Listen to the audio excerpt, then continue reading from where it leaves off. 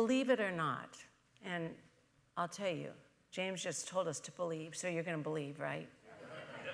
God does not play dice with the cosmos.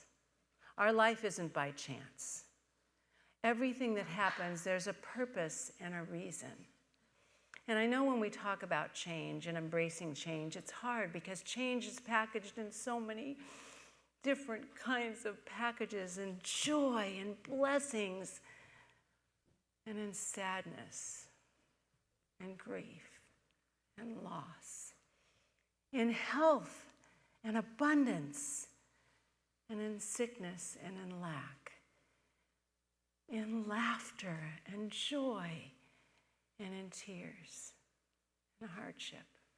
It comes packaged in the whole spectrum of different things. We get to decide how we handle change. Change is a constant in life. The only constant is change, right? We've all heard that. The only constant is change.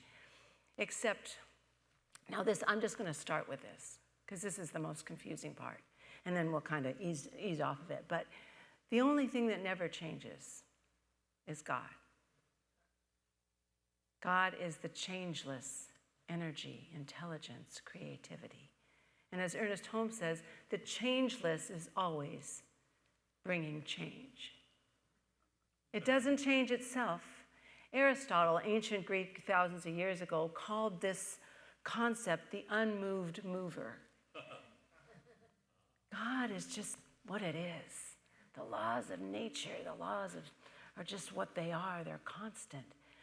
That intelligence is always there, the creativity, the possibilities, the potential. But we are the creative essence that's always being changed. At least we're supposed to be. John O'Donoghue, who is an Irish, he passed some years ago, but he is an Irish poet, author, priest, and philosopher. And he's best known for really popularizing Celtic spirituality. And in his book, Anam Cara, which means in Gaelic, soul friend. Isn't that beautiful? The soul friend. Change is a friend of the soul. But he writes this about change in his book. He says, to grow is to change. So if we're not changing, we're not right. Oh, see, that was the easier one. Possibilities and change remain faithful to us. It means they're always there. Whether we accept them or not, they're always part of our essence and our life and our being. They open us to new depths. And this is a line I thought was really important. Because I know and I feel and I understand there's a lot going on. But no matter how tough, how dull, how ineffective, how hard our life is at any moment, there's on the outside, no matter how hard it is on the outside, there's something internal within us that's always moving towards the good, towards the possibility, towards something more. It's there. We have to open to it. But he closes that little paragraph by saying, to be perfect, which you know perfectionists out here who you are. To be perfect is to change often. It's not to hold on to what is and keep it perfect. Are you hearing me, kids? Because I know who you are. You know, it's changing often, being open to that and growing and becoming something more. You know, if you look around, change is everywhere. And it comes, like I said, in all different feelings and emotions. I looked outside today and there's a little flower just starting to bloom and open its petals. What a gentle way to see change. And then we look at the weather system across not just our country, but across the world. It's changing in dramatic and crazy ways. And that's all the part of change. We have to be open to all of that too, to flow with it, to go with it, to be with it. And if you think of what a caterpillar has to do to become a butterfly, it has to totally surrender itself, to let go completely of how it's known itself, to let go for that process of metamorphosis to become the butterfly. So we have to think, where are we in this process of change in our life? It's a continual companion. And as Reverend Sage was talking about Heraclitus, and we never step in the same river twice, a river is a wonderful metaphor for our approach to change, to be in the flow of life. If we think of rivers, they flow to the landscape and they adapt to what is before them, and they're constantly moving. And that's a good way for us to look at how we deal with change. Am I open to being in the flow, what it's bringing me right now? I know the truth that many of us are a little bit resistant to change. We like to hold on to what is because it's comfortable and we know it. We try to hold on, but that's not the way life is. And it reminds me of the Hopi prophecy that again talks about the river. There's a river moving very fast, and there were those who will try to hold on to the shore and grip with all they have, and they will suffer. We have to learn to be part of that flow and to let go not only of expectations, but also of the process of change and how things do change. Now, there's a little story, and I'm sure most of you have heard it, but it kind of is I think it's a great example of how we resist change and how difficult it can be when we resist the process of life. Because Ernest Holmes says if we're going to be in this process of change and really learn from it and grow from it and be a part of it, first of all, we have to be aware of it. We have to be aware of our part, of course, and then accept it and understand it. So here's a little story.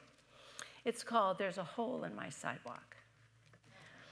I walk down the street, and there's a deep hole in the sidewalk. I fall in. I am lost. I'm helpless. It's not my fault. I didn't put the hole there. It takes forever to find a way out. I walk down the same street again. There's a deep hole in the sidewalk. I pretend I don't see it. And I fall in again. I can't believe I'm in the same place, but it isn't my fault. And it takes me a long time once again to get out.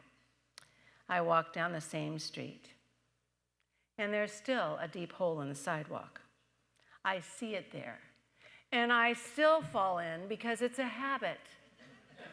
You know, I'm used to falling in the hole, so I do it again. My eyes are open. I know where I am. It is my fault. I get out quickly. I walk down the same street. There's a deep hole in the sidewalk. I walk around it. But the next day, I walk down a different street. Isn't that true about us? We know that we're repeating the same thing and getting the same results because life mirrors back to us what we put into it. And if we keep walking down that same street, it wasn't it Einstein who said, insanity is doing the same thing over and over again and expecting different results. You know, that's the same thing. We got to be willing to do something new. So this is what Ernest Holmes said. He said, the only way to change anything is to become conscious of it. So be aware, keep your eyes open, accept and understand it. There was a young boy, Matthew J. Stepanek, who was born on July 17th, 1990. And he passed on June 22nd, 2004, at 13 years old. He was an American poet who published 7 best-selling books of poetry and peace essays. He died of a rare muscle disease, but he used his life to take a stand for something good. He talked about peace and possibility. And here's what he wrote at 8 years old about change. He said, facing the future. Every journey begins with but a small step. And every day is a chance for a new, small step in the right direction. Just follow your heart song. He knew what was important. He knew to follow the calling in his heart. Follow your heart song. Take one step at a time to create something new. One step. We have to be aware of the pattern of our thinking. We can't change the nature of reality. You know, the laws of nature, the laws of reciprocity, the law of cause and effects, what we put out there, we get back. But we can look at the pattern of our thinking.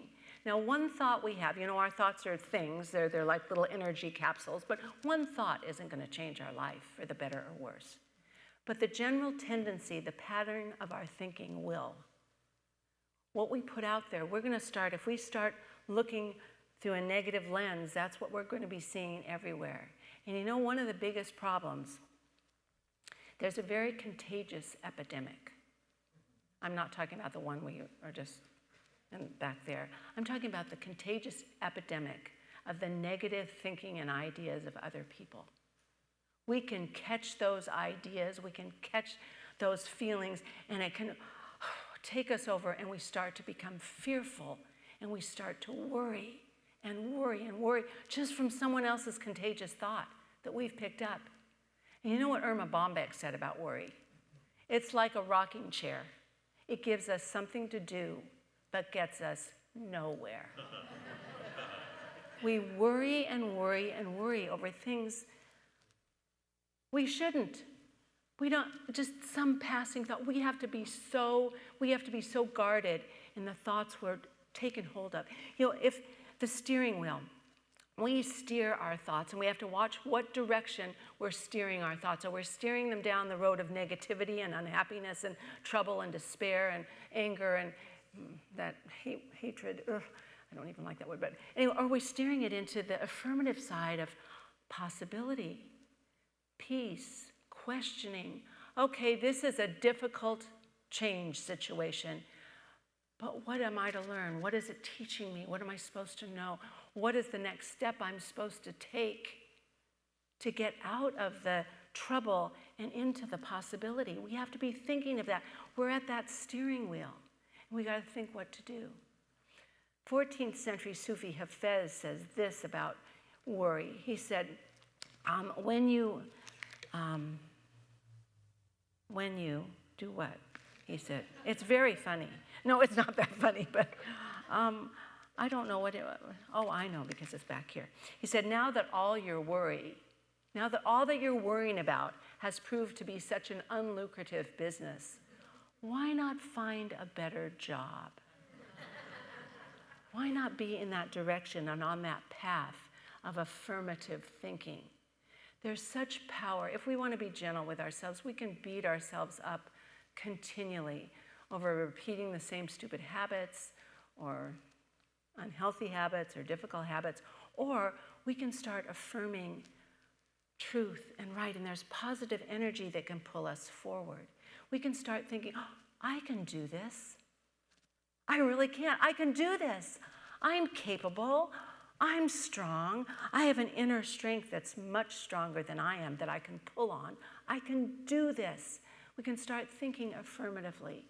And let me tell you, the greatest change we can make in the entire world that will change our lives forever is going from just our mental thinking to tapping into that infinite divine wisdom within, that center of spirit within us, the divine center. When we can tap into that and start pulling out something greater, it will change our life forever and ever and ever. Ernest Holmes, there's a power greater than we are, and we can use it right now, anytime. That's that power in us and around us. A woman was in deep despair over the loss of her son, and she went to the master for comfort and consolation. And he patiently listened to her as she told her tale of woe and sorrow.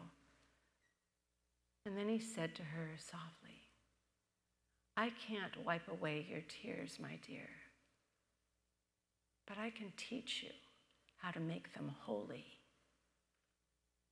And isn't that what we need to do? Be able to look at any situation in our life and know God's hand is right there in it with us to make it holy. And that's what we want to do. So before we get our wall up of healers, I'd like just to do a little positive affirmation to open us up that we can be in the flow and we can surrender like the caterpillar to something greater. But there's some things we have to do. We have to start working on right thinking.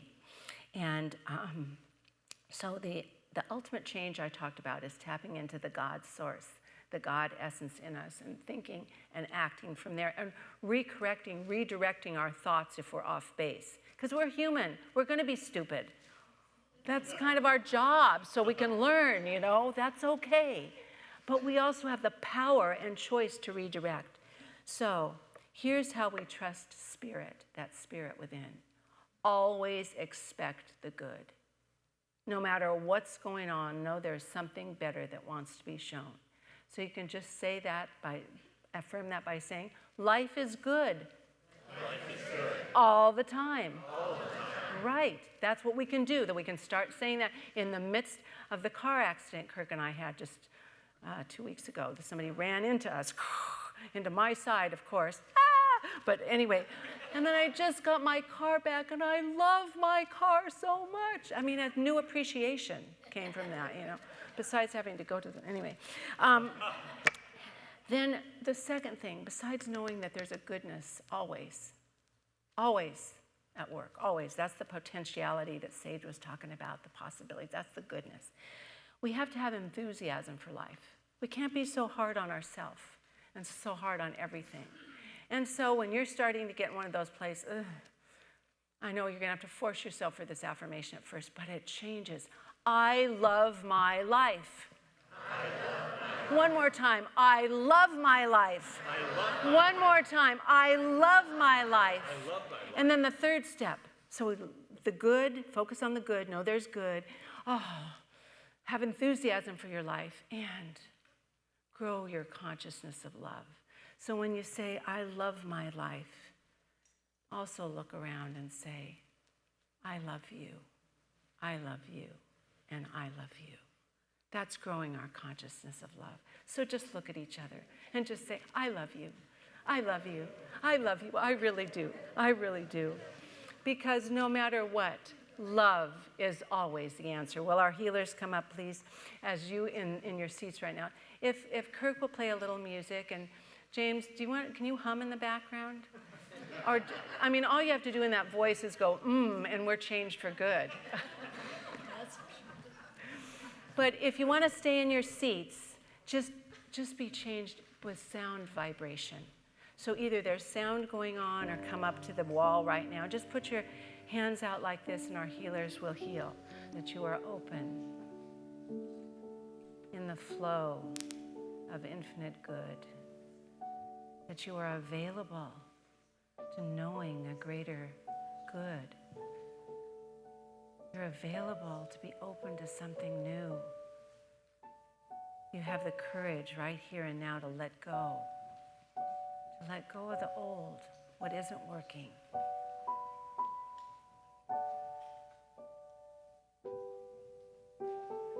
And you allow the goodness of spirit, infinite intelligence, to be moving through you, guiding you, directing you, and understanding and knowing right here and right now.